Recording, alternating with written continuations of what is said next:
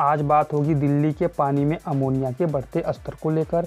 जानेंगे यह क्यों चर्चा में रहा, क्या कारण है कि जल में अमोनिया का स्तर बढ़ रहा है तथा इससे शरीर पर क्या प्रभाव पड़ेगा और इसको कैसे कंट्रोल किया जाए। इन्हीं सारे मुद्दों पर बात की जाएगी, तो बने रहिए इस वीडियो के अंत तक। तो आइए शुरू करते हैं। सबसे पहले बात करते हैं यह चर्चा में क्यों रहा।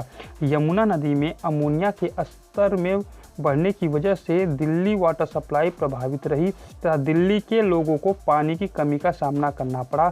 दिल्ली जल बोर्ड के अध्यक्ष राजू चड्ढा का कहना था कि हरियाणा से यमुना में छोड़े जाने वाले पानी में अमोनिया का स्तर असामान्य रूप से बढ़ जाने के चलते दिल्ली के कुछ हिस्सों में वाटर सप्लाई प्रभावित रहेगी।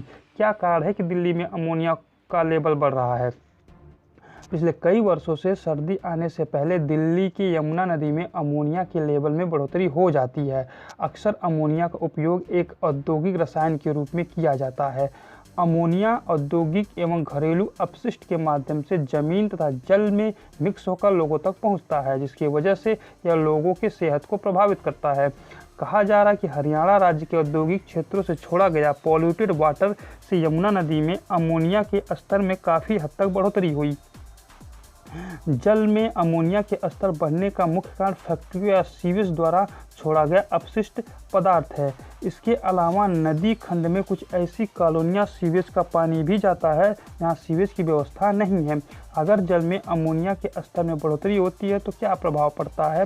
अगर अमोनिया जल में ज़्यादा होती है तो जल में ऑक्सीजन की कमी हो जाती है। अगर जल में अमोनिया की मात्रा 1 ppm से अधिक होती है तो यह जल मछलियों के लिए जहर बन जाता है। अगर इंसान द्वारा 1 ppm या उससे ज़्यादा के अमोनिया स्तर वाले जल को लंबे समय तक सेवन करने से आंतरिक अंगों को काफ़ी हद तक डैमेज कर सकता है। यह नाइट्रोजन के ऑक्सीकरण रूप को बदल देता है, जिससे बायोकेमिकल ऑक्सीजन डिमांड बढ़ जाती है। अगर इंसान 1 ppm या इससे ज़्यादा स्तर वाले पानी का सेवन लंबे समय तक करता है तो इससे सबसे ज़्यादा प्रभाव उसके लीवर पर पड़ता है। इसके अलावा पीलिया, हेपेटाइटिस, पेट में दर्द, सांस लेने में प्रॉब्लम, ओठ में सूजन, चलने में परेशानी, बेचैनी और अस्थायी अंधापन समस्याएं होने का डर भी रहता है। क्या होता है अमोनिया? आइए अब इसको समझते हैं। अमोनिया जो है वह एक कलरलेस गैस होती है। इसका उपयोग उर्वरक, प्लास्टिक, सिंथेटिक फाइबर, रंजक और अन्य उत्पादों के उत्पादन में किया जाता है। यह एक औद्योगिक रसायन के रूप में भी इसका प्रयोग किया जाता है। अमोनिया पर्यावरण में प्राकृतिक रूप से जैविक अपशिष्ट यानी वेस्ट मटेरियल के टूटने से उत्पन्न होती है। मानव शरीर में भी अमोनिया पाया जाता है, लेकिन इसका स्तर बहुत कम होता है। अमोनिया को कैसे कंट्रोल किया जाए? इसके लिए सबसे पहले जितने भी हानिकारक कचरे नदी में फेंका जाता है उसके ऊपर रोक लगाई जाए।